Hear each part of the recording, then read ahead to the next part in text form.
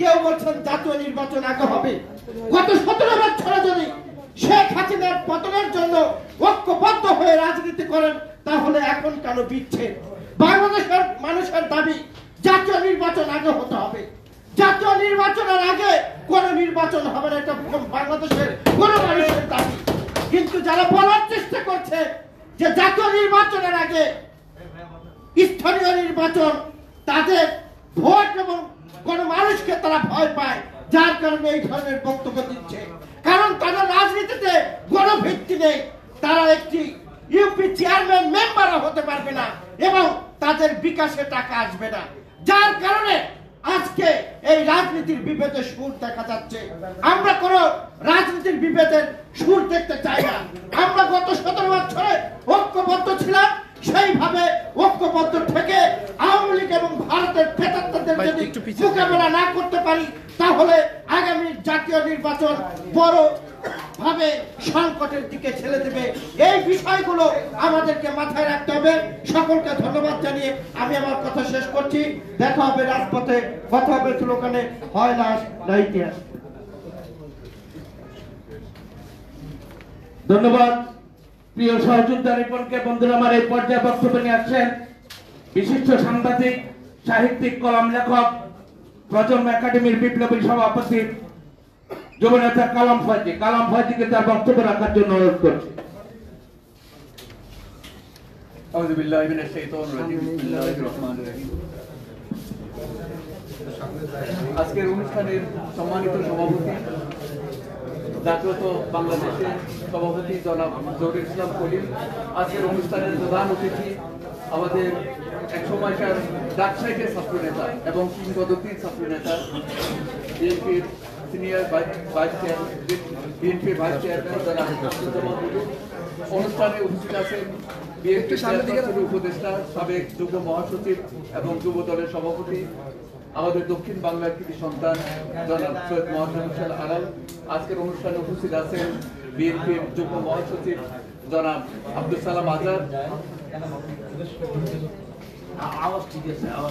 আব্দুল সালাম আজাদ। উপস্থিত আছেন বিএনপির নির্বাহী কমিটির অন্যতম সদস্য, আমাদের রাজপথের লড়াকু সৈনিক আবু নাসের মোহাম্মদ রহমতুল্লাহ। উপস্থিত আছেন আজকের জাসাসের সাবেক সভাপতি এবং আমাদের এই আন্দোলনের মোবাইলটা লন জনাব উপস্থিত আছেন আমাদের ইব্রাহিম হোসেন, হুমায়ুন কবির ব্যাপারী, রেজা শাহ এবং আমাদের উপস্থাপক জনাব সৈয়দ মোতামিল হোসেন শাহিদ এবং উপস্থিত সুধী মণ্ডলী, সাংবাদিক ভাইয়েরা। খুব বেশি কথা বলবো না, এই কারণে আজকে যারা আলোচক আছেন, আজকে যারা মেহমান এবং অতিথি, তারা সবাই একেবারে এক একজনই প্রধান অতিথি হওয়ার যোগ্যতা রাখেন, তারা কথা বলবেন। আমি শুধু রিপোর্টের একটা সুন্দর কথা বলছেন যে 17 বছর ধরে আমরা বিভেদ দেখি নাই, সব মানে হঠাৎ করে মনে হয় আমরা বিভেদ দেখছি এবং একটা চক্রান্তের গন্ধ উনি পাচ্ছেন। কথাটা সঠিক, এই কারণে বলছি, আপনারা রবীন্দ্রনাথের একটা কথা আছে, যিনি বের হয়ে যেতে চান, তিনি বিচ্ছিন্ন হতে চান, তাকে জোর করে আটকালে তিনি যখন পরবর্তীতে বিচ্ছিন্ন হবেন তখন লঙ্কা কাণ্ড হবে। আমাদের মানে বিনয়ের সাথে বলা সেটা হচ্ছে, তারা এতদিন ঐক্য করে তাদের অস্তিত্ব রক্ষা করেছেন, আজকে তারা নতুন সুর গাইতে শুরু করেছেন এবং পৃথক হয়ে যেতে চাচ্ছেন। তারা যদি পৃথক হয়ে যেতে চান আমাদের আপত্তি থাকার দরকার নাই, তারা তাদের অবস্থান জানান দিন, তাদের অবস্থান কিরকম আছে, আমরা আমাদের অবস্থান জানান দিব। রাজনীতির অঙ্গনে গণমানুষের কাছে আমাদের কিরকম অবস্থান আছে, আমরা তাদের একটা কথা শুধু একটু সমালোচনা না করে পারি না। তারা বলেন আজকে যারা আন্দোলন করছেন, আজকে যারা বিভিন্ন জায়গায় অবস্থান করছেন, তারা বলছেন যে 1 মাস 1.5 মাস বা 2 মাসের আন্দোলনে সরকার পতন হয়েছে এবং বিগত 17 বছর আন্দোলন ব্যর্থ হয়েছে, তাদের কারণে সেটা সফল হয়েছে। আমি একটা উদাহরণ দিচ্ছি, সেটা হচ্ছে এই বাংলার মানুষরা বিপ্লবী আন্দোলন করেছিল ইংরেজির বিরুদ্ধে।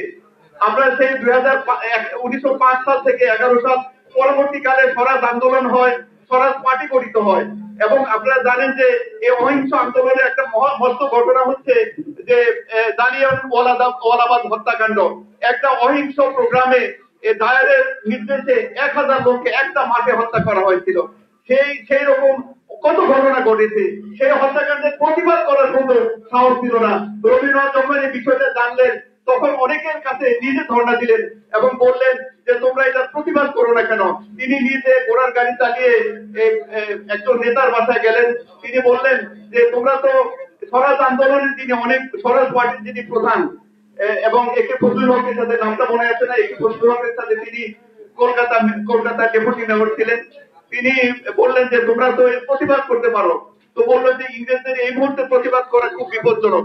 আপনারা অনেক সময় দেখেছেন হাসিনা এমন একটা লেভেলে গিয়েছিল যে মানে আমরা সীমিত পরিসরে অনেক সময় প্রতিবাদ করেছি, এর চেয়ে বেশি করলে জীবন সংহারের সম্ভাবনা ছিল। সেই অবস্থা অতিক্রম করতে করতে রাতারাতি কিন্তু ইংরেজদের দেশ ছেড়ে চলে যায়নি, ভারতবর্ষ চলে যেতে তাদের দীর্ঘ সময় লেগেছে এবং দীর্ঘ আন্দোলন, দীর্ঘ রক্তক্ষরণ, সেই রক্তক্ষরণের পরে আমাদের স্বাধীনতা এসেছে, ভারতবর্ষ স্বাধীন হয়েছে। ঠিক একইভাবে স্বৈরাচার হাসিনার পতনের জন্য দীর্ঘমেয়াদী আন্দোলন সংগ্রাম করা লাগছে। একটা জায়গায় আন্দোলন করতে করতে একটা জায়গায় কনসেন্ট্রেট হয়েছে, তারপর সে আন্দোলন সফল হয়েছে। এটা কৃতিত্ব তারা নিয়ে যেটা করতে চান সে কাজটা ভালো নয়। তারা নিজেরাই বিভেদ সৃষ্টি করতেছেন এবং জনমনে বিভ্রান্তি সৃষ্টি করতেছেন। এই বিভ্রান্তির ফল, এই চক্রান্তের ফল তাদেরই ভোগ করতে হবে। সাধারণ মানুষকে এত বোকা মনে করার কোন দরকার নাই। সাধারণ মানুষ সচেতন আছে এবং তারা যে নির্বাচনের নামে অন্য বাহানা করতেছে, মানে সংস্কার চাচ্ছে এবং এই যে মানে স্থানীয় সরকার নির্বাচন চাচ্ছে, এগুলো বাহানা মাত্র। তারা একটা লং টাইম জাতীয় নির্বাচনকে ক্ষতি করা এবং দেশকে ক্ষতি করার একটা চক্রান্ত। এগুলো আপনারা বলবেন আমাদের বিশেষ মেহমানরা। আমি এই কথা বলে আমার বক্তব্য শেষ করছি। আয়োজককে ধন্যবাদ জানাচ্ছি। অনেক ধন্যবাদ আপনাদের সবাইকে। আসসালামু আলাইকুম। অন্তরমানি পর্যায়ে বক্তব্য নিয়েছেন জাতীয়তাবাদী সাংস্কৃতিক ফাউন্ডেশনের বিপ্লবী সাধারণ সম্পাদক মতিউর রহমান ডিপজলকে তার সংক্ষিপ্ত বক্তব্য রাখার জন্য অনুরোধ করছি। সকলের প্রতি অনুরোধ সংক্ষিপ্ত, সকলের প্রতি অনুরোধ সংক্ষিপ্ত। আসসালামু আলাইকুম।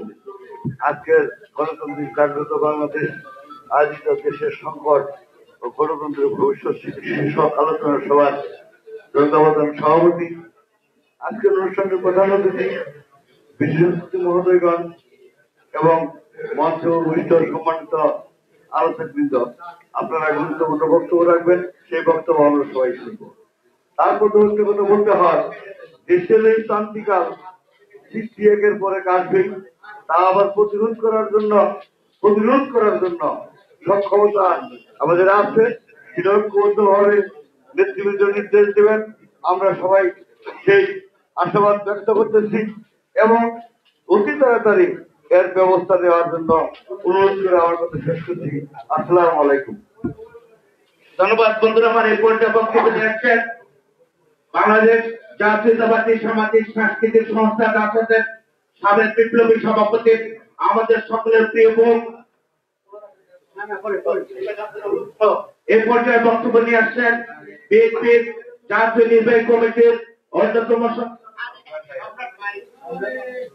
জাতীয়তাবাদী কৃষক দলের সাবেক কেন্দ্রীয় নেতা, আমাদের সকলের পরম শ্রদ্ধা শাহজাহান মিয়া সম্রাট।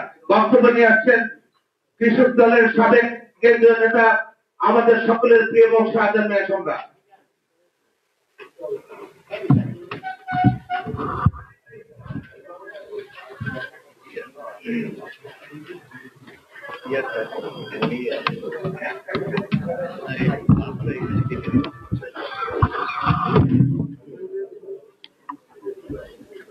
বিসমিল্লাহির রহমানির রহিম। গণতান্ত্রিক জাগ্রত বাংলাদেশ কর্তৃক আয়োজিত আজকের এই আলোচনা সভা সম্মানিত সভাপতি, আমাদের মাঝে প্রধান অতিথি হিসাবে উপস্থিত আছেন সাবেক এমপি, বিএনপি জাতীয় নির্বাহী কমিটির অন্যতম ভাইস চেয়ারম্যান, 80 দশকের প্রখ্যাত ছাত্র নেতা, জাতীয়তাবাদী ছাত্র দলের সাবেক সভাপতি, শ্রদ্ধেয় নেতা জনাব শামসুজ্জামান দুদু। আমাদের মাঝে প্রধান আলোচক হিসাবে উপস্থিত আছেন জাতীয়তাবাদী যুব দলের সাবেক সাধারণ সম্পাদক, সাবেক সভাপতি, দেশনেত্রী বেগম খালেদা জিয়ার উপদেষ্টা পরিষদের অন্যতম সদস্য, অনবল বর্ষী বক্তা আলহাজ অ্যাডভোকেট সৈয়দ মোয়াজ্জেম হোসেন আলাল। আমাদের মাঝে উপস্থিত আছেন বিএনপি জাতীয় নির্বাহী কমিটির অন্যতম যুগ্ম মহাসচিব অ্যাডভোকেট জনাব আব্দুল সালাম আজাদ, রেজাবুদ্দোল্লাহ চৌধুরী, আবু নাসের, মোহাম্মদ রহমতুল্লাহ, বিভিন্ন নেতৃবৃন্দ, ভাই এবং বোনেরা, আসসালামু আলাইকুম। আমাদের এখানে সাবজেক্ট করা হয়েছে যে বর্তমান সংকট এবং এর উত্তরণের গতিপথ। সংকট হচ্ছে দেশের দুর্নীতি, এবং কারণ যে ভোটের যে অব্যবস্থা, এটাও কিন্তু একটা দুর্নীতি। এই দুর্নীতি যদি আমরা উচ্ছেদ করতে পারি, দুর্নীতিকে যদি আমরা বাংলাদেশ থেকে মূলোৎপাটন করতে পারি, তাহলে আপনার এই সমস্ত সমস্যার সমাধান হয়। আমি এই সাবজেক্টের বাহিরে আরেকটি কথা আমি বলতে চাই। এটা কাকতালীয় ভাবেও হতে পারে অথবা বংশ পরিকল্পনার ভাবেও হতে পারে। আমাদের যারা নতুন প্রজন্ম এবং সাংবাদিক ভাইরা, অনেক ছোটখাটো বয়সের তরুণ সাংবাদিক আছেন, তাদের উদ্দেশ্যে বলতে চাই, এই আপনার শেখ মুজিবুর রহমান আজ থেকে 65 বছর পূর্বে, শেখ মুজিবের আপনার দুর্নীতির কারণে আপনার 2 বছর সাজা হয়েছিল এবং 500 টাকা জরিমানা হয়েছিল। তখনকারের 500 টাকা এখনকারের হলো 5 কোটি। অনুরূপ ভাবে এবার এই 65 বছর পরে, এবং ওই শেখ মুজিব কিন্তু ওই দুর্নীতি দমন মন্ত্রী ছিল, অনুরূপ ভাবে তার নাতি আপনার ব্রিটিশের আপনার দুর্নীতি দমন কমিশন, দুর্নীতি দমন বিভাগের মন্ত্রী থাকা অবস্থায় তারও আপনার দুর্নীতির কারণে মন্ত্রিত্ব চলে গেছে। এই যে একে অপরের সাথে অঙ্গাঙ্গিভাবে জড়িত। Urban community project and village 8 নামে একটা প্রজেক্টে শেখ মুজিবকে পাকিস্তান সরকার, কথা শোনেন, কথা বলা যাবে না। Urban community project and village 8 নামে একটা প্রজেক্ট ছিল পাকিস্তানের। সেই প্রজেক্টে শেখ মুজিবকে নিয়োগ দেওয়া হয়েছিল 1956 সনের 7ই সেপ্টেম্বর। 1 বছরের মাথায় সে দুর্নীতিগ্রস্ত হয়ে গেছিল। তাকে সাহায্য করেছিল আবু নাসের নামে এক লোক।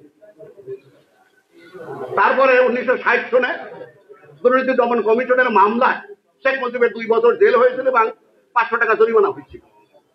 আর এবার যে এটা আপনার টিউলিপ, শেখ মুজিবের যে নাতি যে দুর্নীতি করলো, এই দুর্নীতি সহায়ক হচ্ছে এই শেখ হাসিনা ওয়াজেদ এবং তার মা রেহানা। আমারে কয়েকদিন আগে আমাদের এলাকার এক আওয়ামী লীগের কর্মী বললেন যে, কাকা আপনারা যে আমাকে খুব গালাগালি করেন, ব্যাপারটা আমরা, তোমরা যে সারাদিন চুরি তোমারি করছো, এই জন্য গাই যাই বলে। তো কয়েকদিন আগে শেখ মুজিব স্বপ্নে শেখ হাসিনার খুব গালাগালি করছে, আমরা তুমি শুনলাম কেমনে? বলতে আমরা শুনছি। বলতে কি কইছে শেখ মুজিব? বলছে, হাসিনা, আমি নানান রকমের রকম করার জন্য নির্বংশ অবস্থায় আমি মাটির তলে চলে আসতাম, আর তুই যে নানান রকমের দুর্নীতি করে অকাতঙ্ক করিয়া সমস্ত আওয়ামী লীগ আজকে বাংলাদেশের কাজ করায় তারা করালি, এইটা অবস্থা। কোথায় সাংঘাতিক ব্যাপার। এখন ব্যাপার হচ্ছে দুর্নীতিগ্রস্ত আমরা সকলে।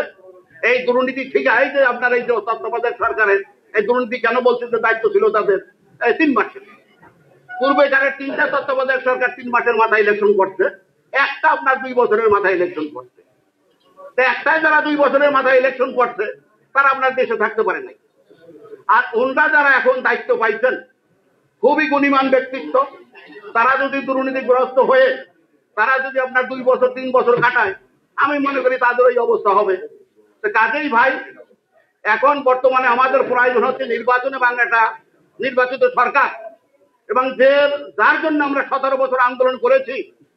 আপনার 3-4 হাজার লোক রাজনৈতিক কর্মী শাহাদাত বরণ করেছে, হাজার হাজার লোকজন আপনার আয়না ঘরে আপনার শাস্তি ভোগ করেছেন। তার বিনিময়ে অর্জিত এই যে গণতান্ত্রিক ব্যবস্থা, এই ব্যবস্থাকে আপনারা নস্যাৎ করবেন না, এইটা আমাদের দাবি। এবং ওই যে আপনারা বলতেছেন যে স্থানীয় সরকার বা ওই জাতীয় নির্বাচন, এই সমস্ত বিষয় না। স্থানীয় সরকার যদি আপনার এই নির্বাচন আপনারা দেন, প্রত্যক্ষ বা পরোক্ষভাবে আওয়ামী লীগ আবার পুনর্জিত হবে, পরোক্ষভাবে, প্রত্যক্ষভাবে না। কাজে আপনার আওয়ামী লীগ দেশে থাক বা আওয়ামী লীগের দেশে রাজনীতি আবার করুক, এই চোরের গোষ্ঠী, সেইটা দেশের জনগণ চায় না। খোদা হাফেজ। বাংলাদেশ জিন্দাবাদ, বাংলাদেশ জাতীয়তাবাদী দল জিন্দাবাদ, দেশনেত্রী বেগম খালেদা জিয়া জিন্দাবাদ, আমাদের নেতা তারেক রহমান জিন্দাবাদ। সম্রাট ভাইকে অনেক অনেক অভিনন্দন এবং মোবারকবাদ।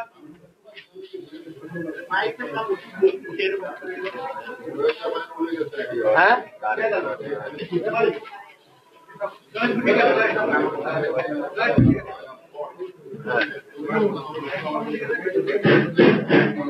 ধন্যবাদ আমাদের প্রিয় ব্যক্তি জননেতা শাহজাহান মিয়া সম্মানিত বন্ধুরা আমার এই পর্যায়ে বক্তব্য নিয়ে আসছেন বাংলাদেশের বিশিষ্ট সাংস্কৃতিক ব্যক্তিত্ব আমাদের সকলের প্রিয় মুখ বিএনপির কেন্দ্রীয় নেতা জাতীয়তাবাদী সামাজিক সাংস্কৃতিক সংস্থা জাসদের সাবেক বিপ্লবী সভাপতি আমার পরম প্রিয় রেজাবুদ্দৌলা চৌধুরী জননেতা রেজাবুদ্দৌলা চৌধুরীকে তার মূল্যবান বক্তব্য রাখার জন্য অনুরোধ করছি।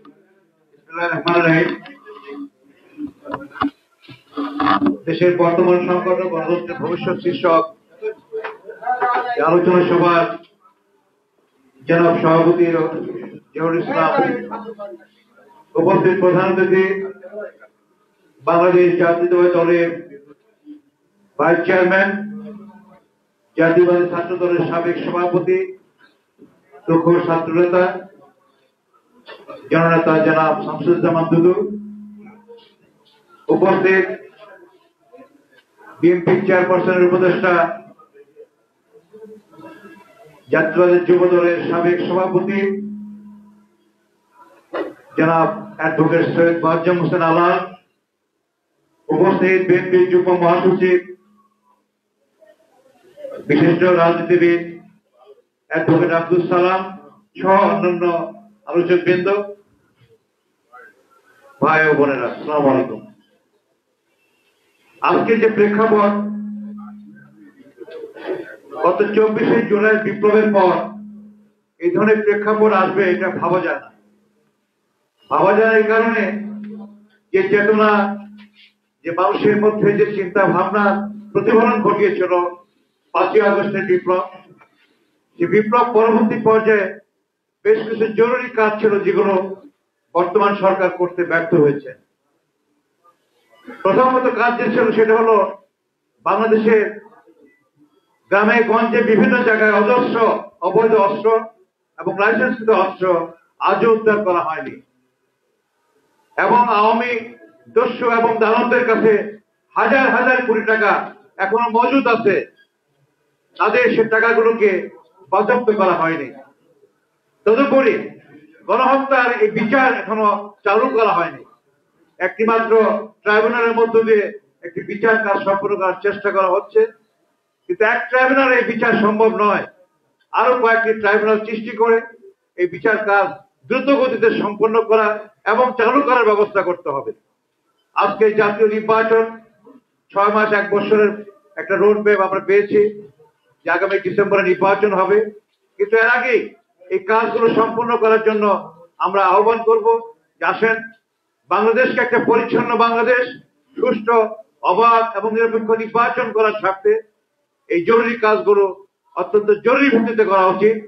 কারণ আমরা দেখেছি নোবেল বিজয়ী ডক্টর ইউনূস সাহেব অত্যন্ত সম্মানিত আন্তর্জাতিক খ্যাতিসম্পন্ন মানুষ, সারা পৃথিবী তার বন্ধু রয়েছে, তার প্রতি সহানুভূতি রয়েছে।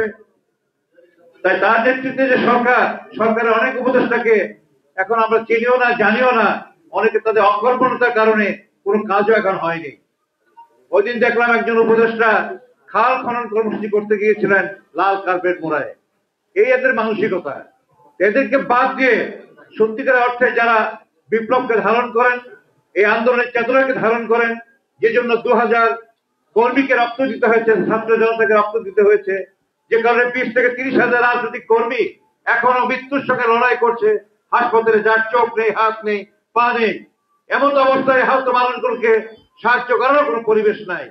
দু একটি ঘটনা ঘটিয়ে তারা চুপচাপ বসে থাকে।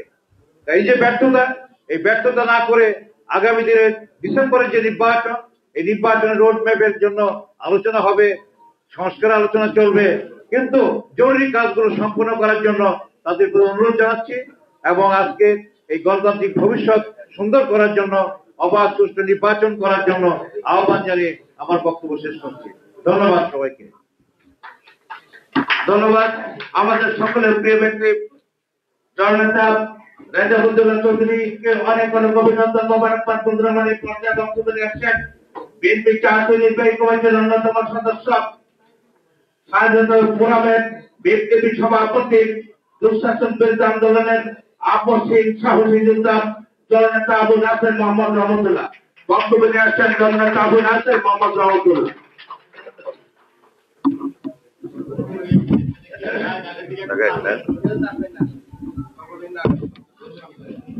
বিসমিল্লাহির রহমানির রহিম। গণতান্ত্রিক জাগ্রত বাংলাদেশ কর্তৃক আয়োজিত দেশের বর্তমান সংকট ও গণতন্ত্রের ভবিষ্যৎ শীর্ষকে আলোচনা সভার সম্মানিত সভাপতি, রাজনৈতিক সহকর্মী জনাব জহুরুল ইসলাম কলিম, শ্রদ্ধাভাজন প্রধান অতিথি, বাংলাদেশের জাতীয় রাজনীতির বরেণ্য ব্যক্তিত্ব, এই দেশের ছাত্র আন্দোলনের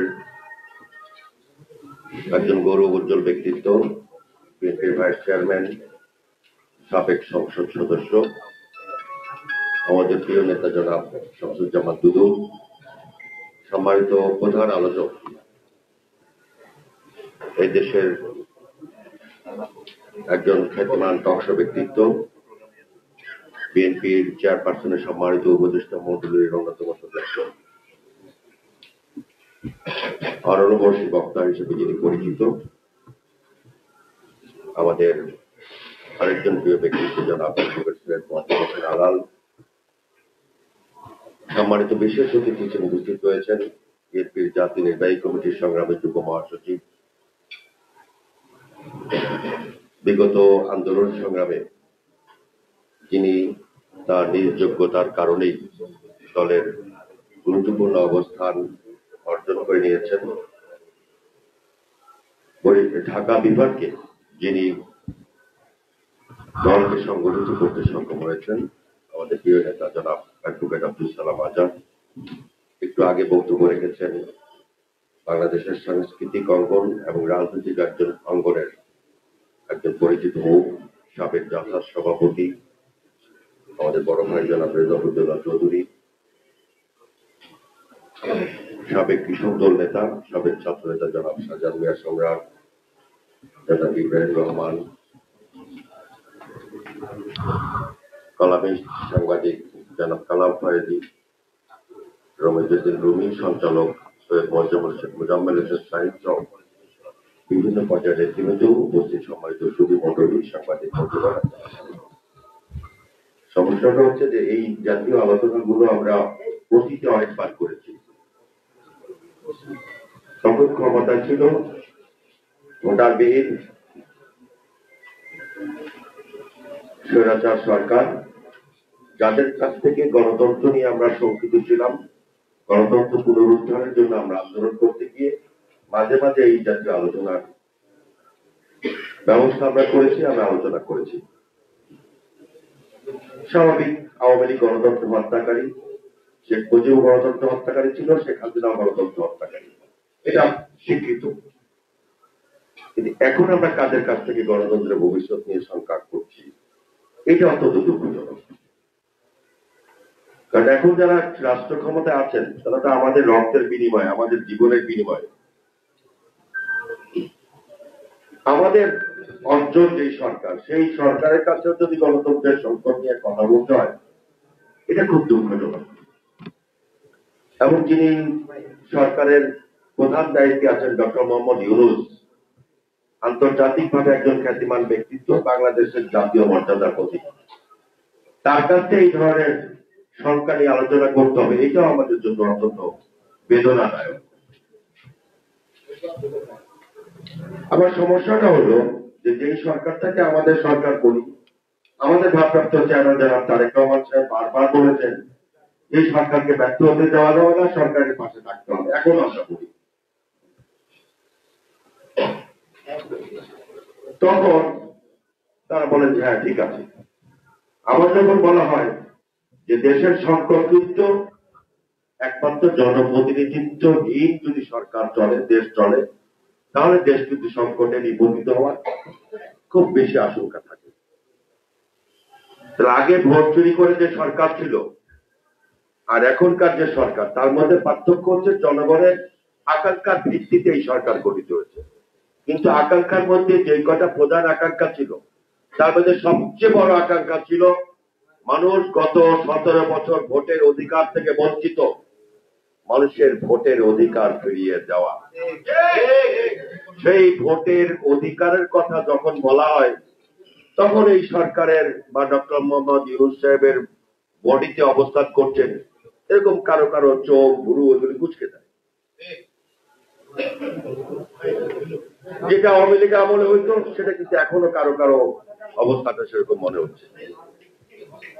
তাহলে আমরা কি ধরে নিতে পারি যে আপনারা চাচ্ছেন দেশটাকে অনেকদিন পর্যন্ত অনির্বাচিত সরকারের অধীনে রাখার জন্য? যদি সেটাই চান তাহলে অতীতের কর্মকাণ্ডের সঙ্গে এখনকার কর্মকাণ্ড মূল্যায়ন করতে গেলে কিন্তু খুব দুঃখজনক একটা শব্দ ব্যবহার করতে হয়। সেই শব্দগুলো আমরা ব্যবহার করতে চাই না। আমরা মনে করি দেশের গত 17 বছরে যে সংকট রয়েছিল সেই সংকটটা এখন আছে এবং সেই সংকটটা হচ্ছে গণতন্ত্র উত্তরণের জন্য ভোটের অধিকার মানুষের কাছে ফিরিয়ে দেওয়া। এই ভোটের অধিকার ফিরিয়ে না দিলে আপনারাও কিন্তু একসময় গিয়ে ফ্যাসিবাদের সমর্থক হিসেবে চিহ্নিত হতে পারেন। আমরা চাই না আপনাদেরকে সেরকম একটা তক বানিয়ে এই দেশে রাষ্ট্র ক্ষমতার বিদায় নিতে হোক, সেরকম কোনো কিছু আমরা চাই না। অতএব আপনারা যা যা করেছেন, অনেকগুলো কাজ করেছেন, তার মধ্যে কিছু ভালো কাজ রয়েছে এবং আমরা মনে করি আপনারা আন্তরিকভাবে চেষ্টা করে ব্যর্থ হয়েছেন মানুষের দ্রব্যমূল্য নিয়ন্ত্রণ করতে, ব্যর্থ হয়েছেন মানুষের যথাযথ প্রয়োজনগুলো আপনারা চিহ্নিত করে সেইগুলি ব্যাপারে ব্যবস্থা গ্রহণ করতে। অর্থাৎ ওই দিকে আপনারা চিন্তা ভাবনা বাদ দিয়ে একটি দ্রুত নির্বাচনকে গ্রহণযোগ্য নিরপেক্ষ করার জন্য যে সমস্ত সংস্কার প্রয়োজন সেই সংস্কারগুলো সম্পন্ন করে একটি জাতীয় নির্বাচনের ব্যবস্থা করা আপনাদের জন্য সম্মানজনক, দেশের মানুষের আকাঙ্ক্ষা পূরণের জন্য সেটা সহায়ক হবে। আপনাদের সকলকে ধন্যবাদ। আসসালামু আলাইকুম। অনেক অনেক কৃতজ্ঞতা আমাদের প্রিয় নেতা আবু নাসের মোহাম্মদ রহমতুল্লাহকে। বন্ধুরা, আমার এই পর্যায়ে বক্তব্য নিয়ে আসছে আমাদের প্রিয় অভিভাবক বিএনপির সম্মানিত যুগ্ম মহাসচিব অ্যাডভোকেট আব্দুল সালাম আজাদ আমাদের মাঝে এখন বক্তব্য রাখবেন। আমাদের সকলের পরম শ্রদ্ধা আমাদের অভিভাবক অ্যাডভোকেট আব্দুল সালাম আজাদকে তার বক্তব্য রাখার জন্য অনুরোধ করছি। বিসমিল্লাহির রহমানির রহিম। গণতান্ত্রিক জাগ্রত বাংলাদেশ আয়োজিত দেশের বর্তমান সংকট ও গণতন্ত্রের ভবিষ্যৎ শীর্ষক এই আলোচনা সভার সংগ্রামী সভাপতি এবং এই গণতান্ত্রিক জাগ্রত বাংলাদেশের প্রতিষ্ঠাতা সভাপতি, একজন ভালো লেখক এবং ভালো বলেন কলিম শরাফি, উপস্থিত আছেন দীর্ঘ রাজনীতির একজন পরিচিত নেতা, ছাত্র রাজনীতি থেকে শুরু করে জাতীয় রাজনীতির অভিভাবক তুল্য নেতা, বাংলাদেশ জাতীয়তাবাদী দলের সম্মানিত ভাইস চেয়ারম্যান, বিগত সরকারের অনেক অনেক মামলার আসামি প্রিয় নেতা শামসুজ্জামান দুদু, উপস্থিত আছেন বাংলাদেশ জাতীয়তাবাদী দলের সেই প্রতিষ্ঠাকালীন থেকে শুরু করে যুব দলের হাত ধরে আজকে জাতীয় রাজনীতিতে অবস্থান করছেন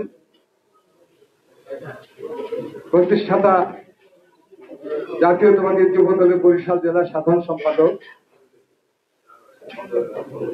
পরবর্তীতে জাতীয়তাবাদী যুব দলের সাধারণ সম্পাদক, সভাপতি, দলের ভারপ্রাপ্ত দলের যুগ্ম মহাসচিব এবং বর্তমানে যিনি দায়িত্বে আছেন আমাদের দেশনেত্রী বেগম খালেদা জিয়ার উপদেষ্টা মন্ডলীর সদস্য জনাব মোয়াজ্জেম হোসেন আলাল এবং নির্বাচিত এমপিও বটে। দেশের পক্ষে, সত্যের পক্ষে, গণতন্ত্রের পক্ষে কথা বলতে গিয়ে বারবার কারা নির্যাতিত হয়েছেন, সেই ১/১১ থেকে শুরু করে আজ পর্যন্ত অনেক মামলারই আসামি আজকের এই সভার প্রধান বক্তা জননেতা মওয়াজ্জেম হোসেন আলাল এবং আমাদের এই প্রেস ক্লাব ভিত্তিক আপনাদের জাতির দুঃসময় সংকটে যিনি এই অর্গানাইজেশন তৈরি করে এবং বিভিন্ন সময় জাতির পক্ষে কথা বলতেন এবং আপনাদের এই অভিভাবক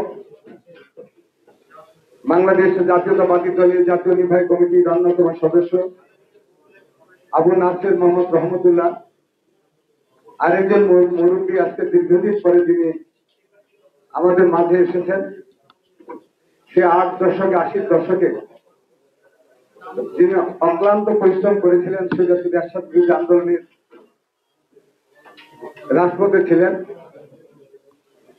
আমাদের জাসাতের সাবেক সভাপতি রেজাউদ্দৌলা চৌধুরী, কৃষক দলের সাবেক নেতা সম্রাট সহ সর্বস্তরের নেতৃবৃন্দ।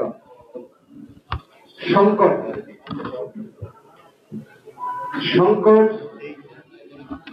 লেগে আছে। আমরা সংকটের পক্ষে, সংকটের বিপক্ষে।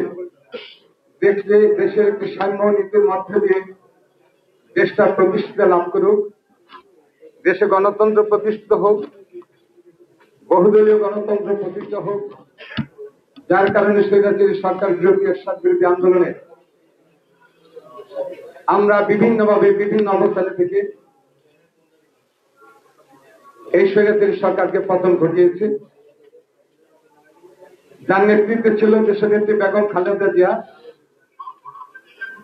এবং আমাদের নেত্রীকে কারাগারে যাওয়ার পরে তাকে মিথ্যে মামলায় সাজা দেওয়ার পরে যার নেতৃত্ব গ্রহণ করেছিলেন দলের ভারপ্রাপ্ত চেয়ারম্যান জননেতা তারেক রহমান। আজকে তাদের নেতৃত্বে যাতে ঐক্যবদ্ধ হয়ে ছাত্র জনতার আন্দোলনের মধ্য দিয়ে স্বৈরাচারী শেখ হাসিনা পালিয়ে যেতে বাধ্য হয়েছে। আমরা আশান্বিত ছিলাম, আমাদের ধারণা ছিল এই শেখ হাসিনা পালিয়ে যাওয়ার পরে অর্থাৎ এই সরকারের পতন ঘটলে দ্রুত একটি নির্বাচন দিয়ে দেশে গণতন্ত্র প্রতিষ্ঠা করবেন,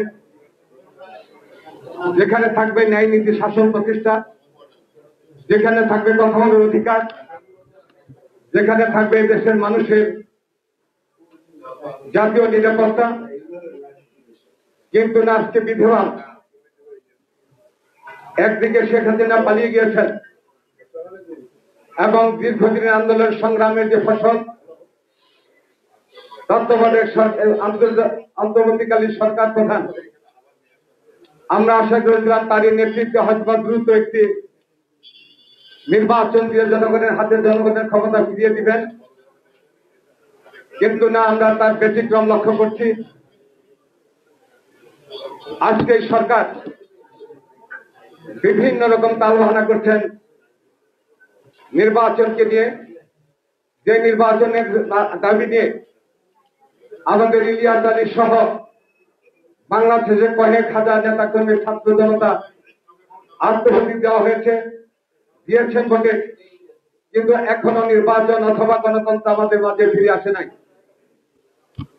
আমরা ইদানিং লক্ষ্য করছি বিশেষ একটা দল আজকে ইউনিয়ন পরিষদ নির্বাচন কথা ভাবছেন, ওয়ার্ড কমিটি নির্বাচন কথা ভাবছেন। আমরা তাদের উদ্দেশ্যে, আমি ব্যক্তিগতভাবে তাদের উদ্দেশ্যে বলতে চাই, এই ইউনিয়ন পরিষদ নির্বাচনের জন্য, ওয়ার্ড কমিটি নির্বাচনের জন্য, পৌরসভা কমিটি নির্বাচনের জন্য আন্দোলন সংগ্রাম করা হয় নাই। জাতি নেতৃত্ব দিয়েছিল এদেশে গণতন্ত্র প্রতিষ্ঠার জন্য একটি জাতীয় নির্বাচন, যে নির্বাচন হবে নিরপেক্ষ, যে নির্বাচন হবে একদলীয় শাসন ব্যবস্থা প্রতিষ্ঠিত করার জন্য নয়, বহুদলীয় শাসন ব্যবস্থা প্রতিষ্ঠার জন্য। আজকে সেই দলটি আবার উল্টো সুরে কথা বলছেন, জাতীয় নির্বাচনকে পাশে রেখে তারা ইউনিয়ন পরিষদ নির্বাচনের দিকে যেতে চান। তার অর্থটা কি? তারা কি মিন করতে চান?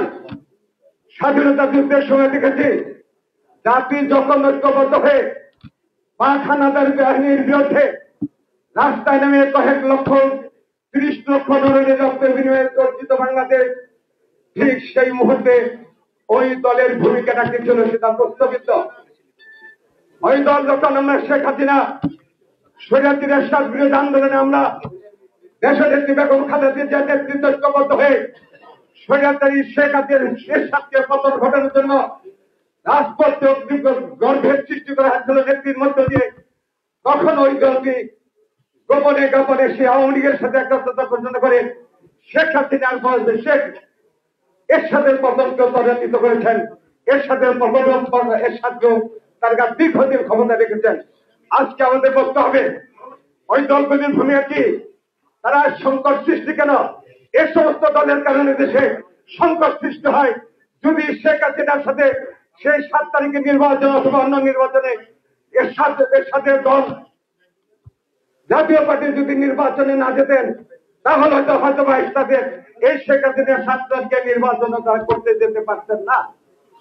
এই কারণে বিভিন্ন সময় বিভিন্ন দল বা এই চিহ্নিত দলগুলো সরকারকে টিকিয়ে রাখার জন্য, গণতন্ত্রকে ধ্বংস করে দেওয়ার জন্য তারা বিভিন্ন তালবাহানার মধ্যে থাকে। যদি তাই না থাকতো তাহলে এখন ইউনিয়ন পরিষদ নির্বাচনের কথা আসে কেন? এগুলো আজকে ভাবতে হবে। দেশের দুশ্মনকে চিনতে হবে। দুর্দিনের দুঃসেনা সংকটে কারা থাকে। আজকে এই সংকট নিরসনের জন্য বেগম খালেদা জিয়া আমাদের ভাবনা, আপনাকে আমরা সমস্ত রকম সহযোগিতা করতে চাই। যাদের রক্তের বিনিময়ে অর্জিত গণতন্ত্র, অনেকে বলেন পূর্ণ স্বাধীনতা, খেয়াল করেছেন মাঝে মধ্যে বলে দ্বিতীয় স্বাধীনতা। আরে স্বাধীনতা একবার হয়েছে, স্বাধীনতা ঘোষণা আমাদের শহীদ প্রেসিডেন্ট জিয়া রহমান যার নেতৃত্বে দেশ স্বাধীন হয়েছে। 5ই আগস্ট তো দেশ স্বাধীন হয় নাই, গণতন্ত্র মুক্ত লাভ করেছে। এই গণতন্ত্র মুক্ত লাভের মধ্যে দিয়ে এই সরকার প্রতিষ্ঠিত হয়েছে। আমি এই বক্তব্য দীর্ঘায়িত করতে চাই না। বক্তব্য রাখবেন আজকের সবার আলাল এবং সবার প্রধান অতিথি আমি অধ্যাপক ইউনূস সাহেব একটা কথা বলতে চাই। মানুষ আপনাকে বরণ করেছে, এই স্মরণীয় বরণের মধ্য দিয়ে আপনি জাতির নেতৃত্ব জাতিকে ফিরিয়ে দেন। বহুদলীয় গণতন্ত্র প্রতিষ্ঠা হোক।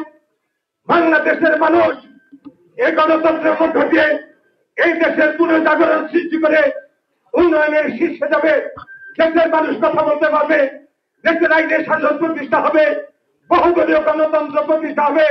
তাই কোন রকম কারো কথা তালবাহানা না করে আপনি যে কথাটা বলেছেন ডিসেম্বরে নির্বাচন দিবেন, ওই ডিসেম্বরে কত তারিখে আপনি নির্বাচন দিবেন ওই তারিখটা ঘোষণা করেন। আমরা আপনার নেতৃত্বে দেশের আগামী দিনে দেশে প্রতিষ্ঠা করব, নির্বাচনে অংশগ্রহণ করব। আমি আমার ভোট আমি দিব, আমার নেতা আমি নির্বাচন করব। যারা পার্লামেন্টে গিয়ে জাতির পক্ষে কথা বলবে, দেশের পক্ষে কথা বলবে। কারণ পার্লামেন্টে যারা যান তারা পার্লামেন্টের মধ্য দিয়ে যারা দেশের রাষ্ট্র পরিচালনা করেন তার বিকল্প তত্ত্বাবধায়ক সরকার নয়, একটি অন্তর্বর্তীকালীন সরকার একটি সময়ের জন্য দেওয়া হয়েছে। তাই আসুন আমরা আপনার রোডম্যাপের মধ্য দিয়ে আমরা আগামী দিনে নির্বাচন করব। আমি আমরা বক্তব্য দীর্ঘায়িত করতে চাই না। আপনাদের সবাইকে ধন্যবাদ। আসসালামু আলাইকুম। প্রিয় অভিভাবক জনাব আব্দুল ভাইকে অনেক অনেক অভিনন্দন এবং মোবারকবাদ। বন্ধুরা ভাই এই পর্যায়ে বক্তব্য নিয়ে আসছেন আমাদের সকলের প্রিয় মুখ, প্রিয় নেতা, বিএনপি চেয়ারপারসনের সম্মানিত উপদেষ্টা, আমাদের প্রিয় অভিভাবক অ্যাডভোকেট মোয়াজ্জেম হোসেন আলা। বক্তব্য রাখছেন অ্যাডভোকেট মোয়াজ্জেম হোসেন আলা। না আমি কি দিচ্ছি